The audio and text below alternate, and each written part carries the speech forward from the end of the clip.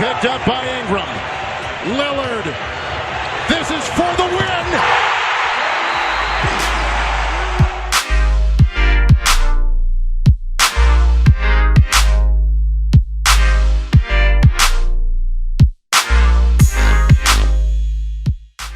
Salve, salve, ouvintes do For The Win, tudo bom com vocês? Eu sou o Vitor Doratini e estou apresentando aqui mais um podcast da nossa série especial de podcasts da Copa do Mundo. Hoje falaremos um pouquinho sobre o Grupo E que tem só a seleção americana, tem a Turquia, República Tcheca e Japão. Eu estou aqui com o Hugo Alves. Fala, rapaziada, é sempre um prazer participar aqui no For The Win. Com o Gera Lobo. Fala, galera, tudo tranquilo? Vamos bater esse papozinho aí sobre esse grupo que é muito bom também. E o Luiz Gomes do On do Basquete. Fala aí, Luiz. E aí, moçada, tudo em cima aí, tudo jóia? Bom, sem mais nem menos, vou começar aqui. Ainda não vou começar pela melhor seleção do grupo, mas vamos falar um pouco da República Tcheca, pessoal. O que vocês têm aí a dizer dessa seleção que acabou perdendo o Jan Vesely para lesão, mas tem o Tomas Satoransky? Difícil, né, cara? O Satoransky é a principal e única esperança da República Tcheca para conseguir competir, né, na Copa do Mundo. O resto do time é bem abaixo dos demais, assim, das demais seleções. Foi uma pena também o Vesely ficar de fora, porque assim, essa participação da República Tcheca nesse Mundial aí é histórica, né, a primeira participação deles. E o Vesely, assim, ele sempre gostou de jogar pela seleção. No Eurobasket de 2015, eles não eram, assim, os favoritos e eles conseguiram chegar entre os 8, né, que para a República Tcheca foi uma entrega muito boa, assim, uma colocação muito boa, né? E essa classificação para esse Mundial, o Vesely ele não pôde jogar todos os jogos, porque ele joga no time da Euroliga, e a Euroliga não libera jogadores para janelas da FIBA. Ele só jogou aquela janela de setembro do ano passado, né? Que era época de férias. Então ele jogou e ele sempre quis jogar, ele gosta de jogar pela seleção. E acabou tendo uma contusão. Ele já vinha sofrendo contusões durante a temporada europeia, né? Ele já não tinha jogado nem o Final Four da Euroliga e agora acabou ficando de fora. Então é uma pena. Também acho que a República Tcheca, o time da República Tcheca era Satoransky, Vesely e mais 10, né? Então acredito que agora sem o Vesely fica difícil. Pois é, o time da República Tcheca, do que eu consegui ver, é um time já que é limitado, né? E ainda mais sem o Vesely, que além de ser um jogador importante, é uma referência no time, como é o Satoransky, que vem de uma temporada muito boa também pelo Wizards. Então fica complicado fazer qualquer prognóstico positivo pela República Tcheca, exatamente porque já é difícil com, entre aspas, né, apenas 2 jogadores já assim, acima da média do time. Sem um deles, que por mais que o Vesely, quem conhece, sabe que não teve uma passagem tão boa pela NBA, mas sempre foi um cara importante, né? Como bem disse, gosta de jogar pela seleção e tudo mais. Seria uma referência legal para dar um ânimo nos caras e tudo mais. Então, perder ele, ainda mais nesse torneio, né? O tamanho desse torneio é muito, muito complicado. Então, também não consigo ver muitas coisas boas para esse time da República Tcheca. Pode surpreender, claro, não duvido de nada, mas é muito complicado mesmo. Aí assim, cara, só uma curiosidade sobre o basquete tcheco, assim, ele não é um basquete de primeira linha na Europa, segundo, terceiro escalão, não tem muitos jogadores atuando fora do país, né, e só uma curiosidade, na Liga Tcheca, o campeão da temporada passada aí foi o Nymburk, que é um time, assim, pra você ter uma ideia da dominância dele, ele é tridecacampeão lá. Ele ganhou os últimos 13 campeonatos e o último ele ganhou de maneira invicta, cara. 46 jogos, 46 vitórias. Então é um basquete aí que de um time só também, lá dentro, um basquete interno, né? Então acho que a República Tcheca, acho que só de participar para ela, acho que já tá de bom tamanho. Lembrando que a República Tcheca é a 24ª no ranking, até uma posição surpreendente, porque o Japão é o 48º, então, e a Turquia é 17ª, então a República Tcheca teoricamente é a terceira mais forte desse grupo, mas perdendo o Vesely assim, na prática não diz muito não. Eu acho que esse ranking até um pouco mais alto da República Tcheca se dá, assim, querendo ou não, tem uma evolução. Eles foram bem no Eurobasket, chegaram na Copa do Mundo pela primeira vez, então isso acaba também ajudando um pouco, né? Tipo, fazendo uma comparação, por exemplo, com o Japão. Então, é surpreendente até, pegando o time e tudo mais, mas mostra um negócio legal, é uma parada legal que anima, pelo menos anima um futuro do que pode ser esse time. Será que Thomas Satoransky não consegue assim carregar essa equipe para a segunda fase? Cara, eu acho que seria surpreendente, viu, cara? Seria surpreendente até mesmo porque ele já apresentou de basquete, né? Cara, acho que o único cara que eu vi carregar uma seleção assim que não estava entre as favoritas, ele carregar ela sozinha para lugar, para posições assim interessantes foi o Dirk Nowitzki na Alemanha, né? Que ele chegou a levar a Alemanha no terceiro lugar no mundial, chegou a classificar, ajudou a Alemanha a classificar para a Copa do Mundo.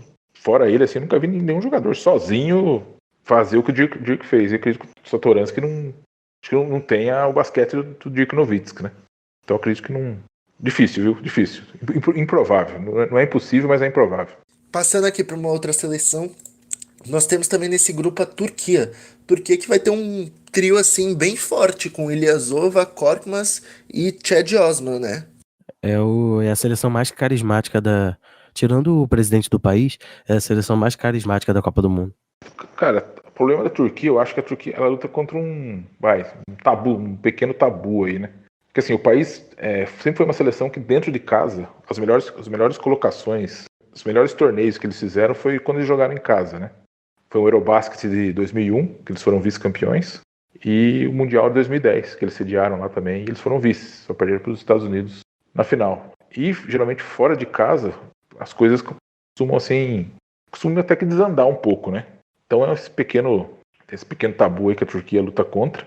E assim, cara, a Turquia, o basquete interno dela é um basquete que é relativamente rico, né? Já teve mais grana, hoje deu uma caída, mas o Fenerbahçe e o Efes e o Anadolu Efes são os dois clubes aí que têm dois dos maiores orçamentos da Euroliga. Os dois estiveram no Final Four passado. O Anadolu terminou em segundo, o Fenerbahçe terminou em quarto. E até na esteira, depois do Mundial de 2010, a Turquia conseguiu alguns resultados importantes em competições de base dentro da Europa e até acho que foi terceiro lugar no Mundial Sub-19 em 2015, acho, não estou enganado, né? Eu até esperava que a Turquia, depois de 2010 e com essas conquistas na base, eles tivessem até uma posição mais de protagonista, né? Mas assim, que nem o Hugo falou aí, uma seleção bem carismática aí. E esse trio é um trio bem interessante, né? O que eu acho legal é que esse time da Turquia, que já tem bons jogadores, né, já citados aí, é um time, assim, bem novo. É um time que tem jogadores como o Atar, que tem 20 anos, tem o Akai, que tem 19. Então, assim, eu acho legal porque, como bem dito, o basquete turco é rico, tem times como o Fenerbahçe, que sempre chega e tudo mais, e tem uma base interessante. Então, pode ser que essa Copa do Mundo seja até um teste para esse time, para pegar uma experiência maior, porque ultimamente a Turquia vem demonstrando mais, vem botando mais sua cara no Eurobasket, nos times europeus e tudo mais. Isso é muito bom.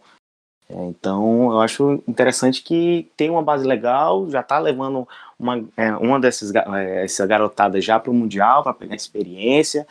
Então, não creio não sei se a Turquia vai fazer tanto barulho. Claro que é a favorita, né, para a segunda colocação do grupo, mas eu acho que serve muito mais como uma preparação para o que pode ser pelos jogadores, pelo potencial de todo mundo, do que exatamente para trazer um resultado imediato.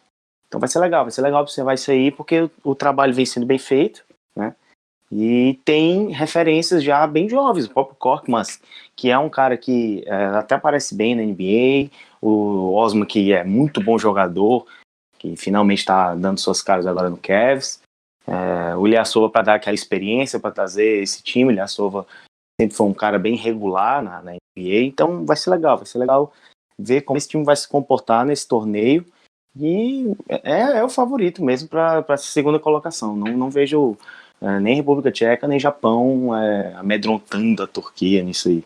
E prova de que o basquete turco é rico é que o Vesely, que é o principal jogador, um dos principais jogadores da Tchequia, ou República Tcheca, tanto faz, ele joga no Fenerbahçe. Então, é assim, outro ponto que a gente conversava aqui em off é que essa seleção turca podia ser melhor se o Enes Kanter não fosse brigado com o Erdogan, né, que é o líder da Turquia.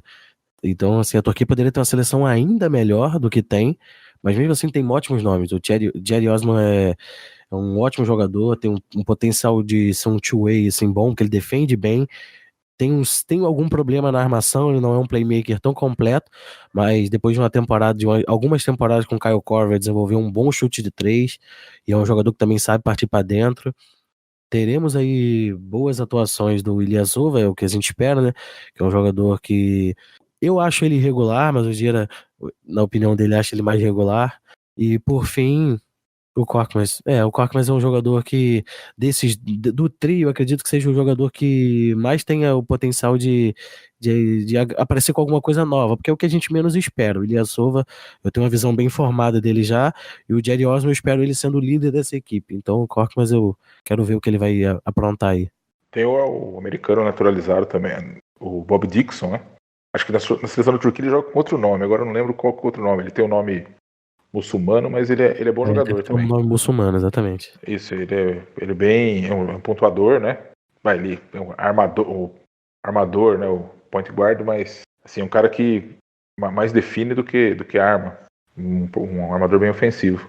Na seleção ele joga como Ali Mohamed. Isso. O Bob Dixon, né? É um jogador que tem um americano que tem uma carreira bem interessante na Europa, né? E só lembrando que a Turquia aí pode cruzar o caminho do Brasil, né? Como a gente acha que Estados Unidos vai classificar 2 desse grupo, vamos colocar Estados Unidos e Turquia. Com Brasil e Grécia sendo otimista, né? O Brasil vai classificar. Brasil e Grécia vindo do outro. Turquia, Grécia e Brasil aí vão se degladiar aí pela essa segunda vaga, né? Para as quartas e final, né? Pensando um pouquinho mais à frente. Então, bem provável que a gente vai ver a Turquia e Brasil aí com grandes chances, né, de acontecer.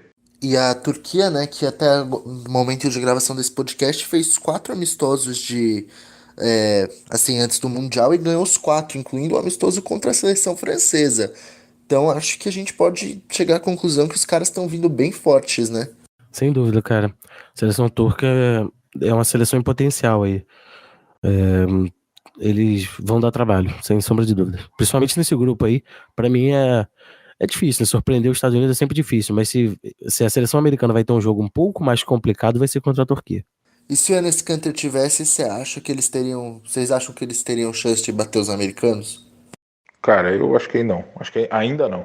Talvez se tivessem uns 3 Enes Kanter, aí difícil, né? Porque, cara, basquete é um esporte de muita rotatividade, você não consegue manter os melhores em quadro de tiro curto, então exige muito fisicamente dos jogadores. E os Estados Unidos tem muita gente à disposição, os caras vão levar o elenco Z, e mesmo assim são os favoritos. Exatamente. Você não dá para depender colocar, por mais que Osman, Korkmaz, Ilyasova e Kanter, mas seja uma unidade interessante, uma unidade bem sólida, não dá para nada das trocas, não vai dar certo. Ainda mais, como eu disse, tem uma garotada aí que está chegando agora e pegar os americanos pela frente seria muito complicado. Então, de qualquer jeito, eu acho que não teria nenhuma chance. Pode fazer um jogo duro aqui ou ali, em algum momento do jogo, claro, mas não vejo dando tantos problemas assim. Bom, agora passando para a seleção favorita do grupo, Estados Unidos. Como aí o Hugo falou, eles estão indo com a seleção Z, mas o que vocês acham deles, assim? Porque mesmo com a Z, os caras eles chegam como praticamente favoritos, né? Cara, assim, acho que sempre tem que colocar eles como favoritos. Desde quando eles começaram a mandar jogadores da NBA, né? Sempre tem que colocar os Estados Unidos como favorito. Bem que eu acho, esse é um cenário que lembra um pouco, assim, pelos jogadores que estão indo, é o cenário de 2002, quando eles sofreram a primeira derrota. Uma seleção formada por jogadores da NBA sofreu a primeira derrota em uma competição oficial, né? Que foi um jogo contra a Argentina. Não era uma seleção com os melhores nomes, mas era uma seleção, na época, tinha o Paul Pierce, tinha o Red Miller, tinha o Ben Wallace. Não era a melhor, mas também não era os perebas, né? Eu acredito, assim, que mesmo com todos esses desfalques, eu acho que eles não vão perder o título, até porque acho que a seleção que podia vencer os Estados Unidos, que era a Sérvia, ela vai ter alguns desfalques importantes também. Então eu acredito que talvez eles sofram um pouco, mas não que vão perder, acho que eu não apostaria contra, não. Foi até o que eu falei quando a gente gravou o podcast com o Renan, falando exatamente sobre os Estados Unidos, que eles ainda têm o Popovich como treinador, né? Acostumado a treinar time ruim. Foi uma brincadeira que eu fiz com o torcedor do Spurs. Mas tem o Popovich e, pô, os relatos que eu tinha lido há um tempo atrás, que eles estavam deixando o Donovan Mitchell no banco, usando como sexto homem. Cara, a opção que o cara tem no banco, você ter um Donovan Mitchell vindo do banco. Então, não dá, cara. É muito acima, é muito superior. Exatamente, cara. Não, mas só completando o que o Hugo disse aqui, exatamente, tem o Popovich ainda. Mas que o time tá com o Coach K sempre conseguiu fazer muita coisa com os times, independente se era o time A, B, C, não importa. Mas a gente tá falando do Popovich, que você pode colocar um time mais ou menos na mão dele, que ele vai conseguir extrair o máximo que conseguir dos caras.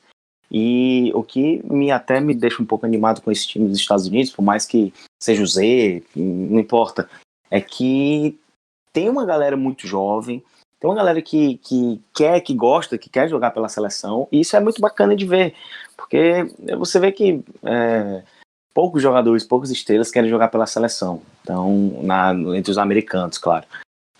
Até porque muitas das estrelas hoje são caras que já ganharam pela seleção, já fizeram o que tinha que fazer, então para eles já não basta, já não funciona mais essa ideia. Mas é legal ver que tem jogadores muito bons, né, nesse elenco que querem ter título pela seleção, querem fazer sua história. Então é bacana, e o Popovich vai saber formar o melhor time, vai saber usar muito bem todo mundo. Se o Mitchell for para ser sexto homem, ele vai ser sexto homem e vai ajudar muito.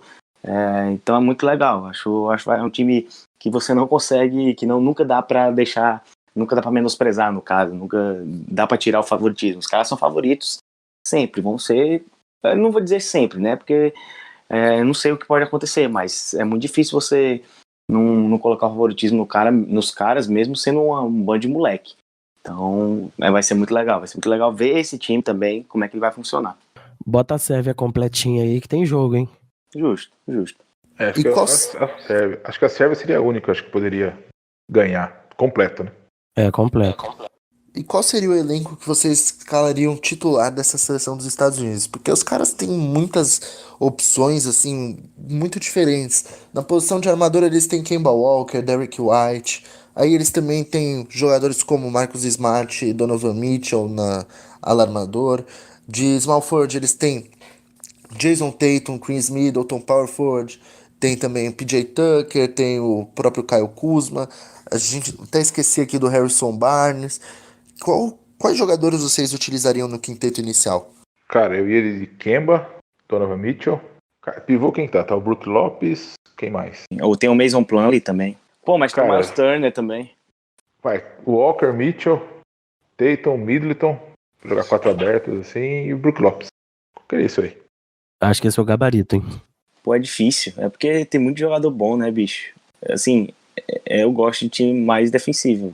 A possibilidade de espaçamento desse time é assustadora, né? Porque ainda tem Joe Harris e Chris Middleton, né? Assim, Joe Harris, cara, né? Joe Harris. John Harris, eu lembro quando ele veio jogar aqui no Brasil. Cara, acho que foi o primeiro jogo que teve. Quando foi o primeiro? Não sei se foi o primeiro ou o segundo jogo, quando veio o Cleveland veio aqui. Cleveland e Miami, lembra? Ele veio, Jogos de pré-temporada. Isso. Deve ter sido o primeiro, cara.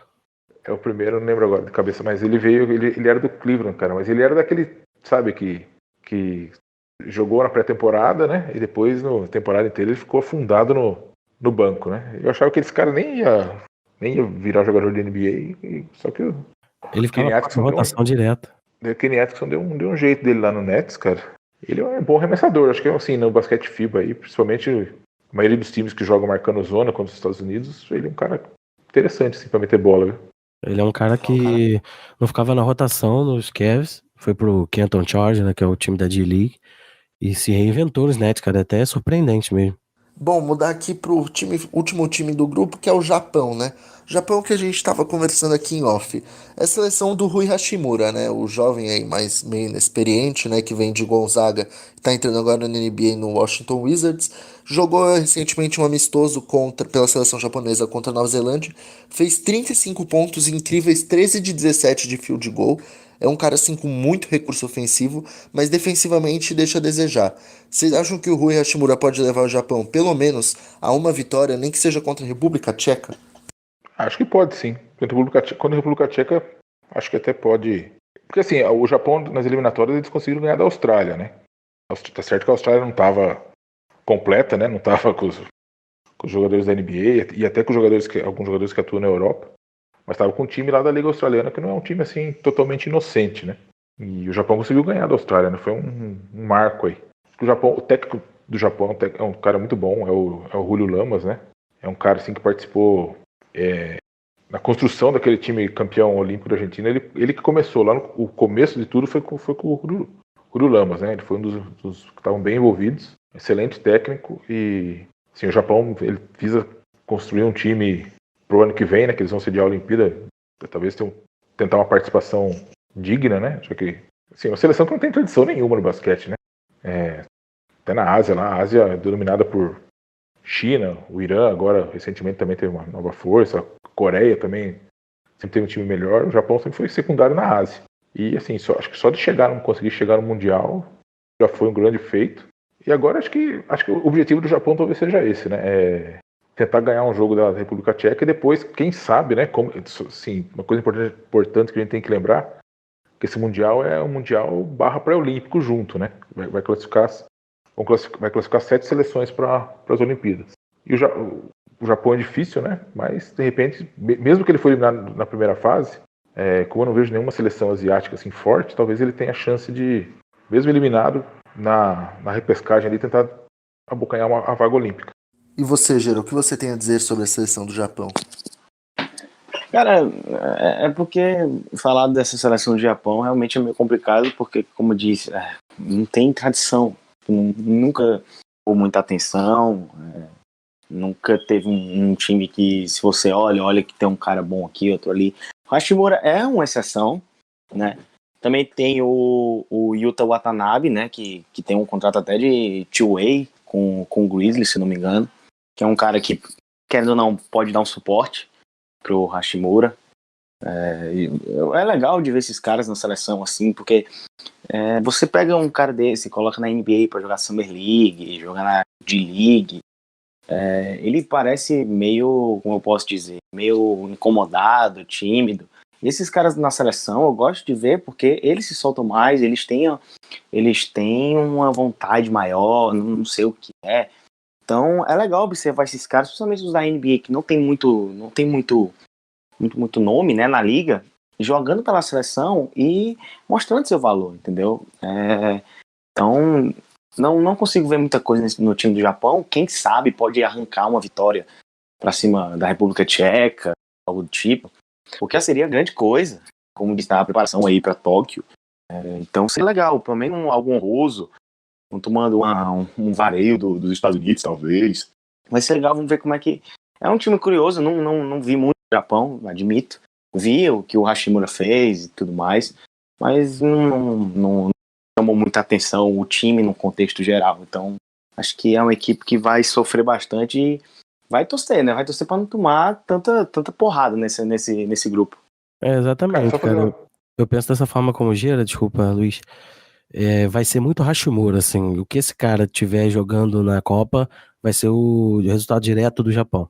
Não, só falar que eu falei uma besteira gigantesca, claro, que eu tava falando antes do Gera, que eu falei que o Japão brigar por uma vaga na Olimpíada. O Japão vai sediar a Olimpíada, né? Então já tá classificado. Nota 0 aí. Desculpa aí, gente. E o Japão, ele tem esses alas, né? O Hashimura, o próprio Watanabe. Também vale a pena a gente ficar ligado num cara chamado Yudai Baba. É um cara que jogou a Summer League pelo Dallas Mavericks, né? Também é ala, é um cara, assim, muito atlético e bom defensor. Pode aí, vamos ver se a atuação dele pode render ele aí mais alguns minutos, quem sabe, como um two-way na NBA. Nunca se sabe, né? Mas é isso que vocês falaram. O Japão provavelmente vai ser o último colocado e vai depender muito do Hashimura para tentar alcançar uma vitória. Ele já fez aí um jogo de 35 pontos e outro de 19 pontos nos amistosos que a equipe fez contra a Nova Zelândia até aqui. Eles ganharam um jogo e perderam o outro, mas a seleção japonesa realmente é a mais fraca desse grupo em nomes. Cara, eles têm um jogador naturalizado, não tem? Pelo menos na minha convocação que eu tenho aqui, tem o Fazekas. Confirma isso aí? Porque se eu não me engano, nas eliminatórias estava jogando outro cara. Não estava jogando esse aí, não. Assim, só lembrando que cada seleção pode colocar um jogador naturalizado só, né? Esse Nick Fazekas, sim, ele é japonês mesmo, né, naturalizado. Chegou até a jogar na NBA. Jogou uma temporada pelo Dallas e pelo Los Angeles Clippers, né? Mas depois acabou construindo toda a sua carreira lá no Japão mesmo, né? Mas vai jogar sim, ele é o pivô dessa equipe. Porque nas eliminatórias ele tinha outro jogador naturalizado, cara. Acho que era Ratliff. Acho que era esse cara aí que tava jogando. Aliás, se preparem aí que vai vários jogadores naturalizados aí, a maioria americanos, né? Vão estar jogando esse Mundial. Bom, agora para encerrar aí, vou pedir o panorama geral de cada um sobre esse grupo. Começa você, Hugo. Então, pelo que a gente falou aqui ao longo de todo o programa, não tem como fugir muito dos Estados Unidos se classificando, vencendo todas as partidas, com uma boa margem. O jogo mais complicado deve ser contra a Turquia mesmo. Eu aposto na Turquia passando em segundo, fazendo um jogo ali um pouco mais duro, talvez contra a República Tcheca, mas acho que também não. E a República Tcheca e o Japão brigando por uma simbólica terceira posição, né? Óbvio que a competição ela é complexa, então tem outras fases aí, todo mundo vai ter bastante oportunidade de mostrar um basquete, mas eu acho que não deve fugir muito disso não. Estados Unidos passando bem em primeiro e brigando forte pelo título, e a Turquia correndo por fora, tentando surpreender e buscando aí uma posição melhor na competição. E você, Gera, qual o seu panorama aí desse grupo? Cara, não tem como fugir, né? Não tem como fugir disso.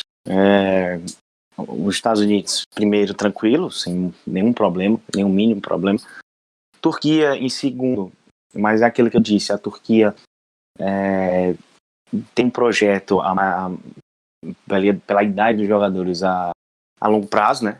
Projeto a longo prazo, vai ser um teste legal, mas creio que por ter esses 3 jogadores, o Ilyasova, o Osman e o Korkmaz, tem vantagem, né? Querendo ou não.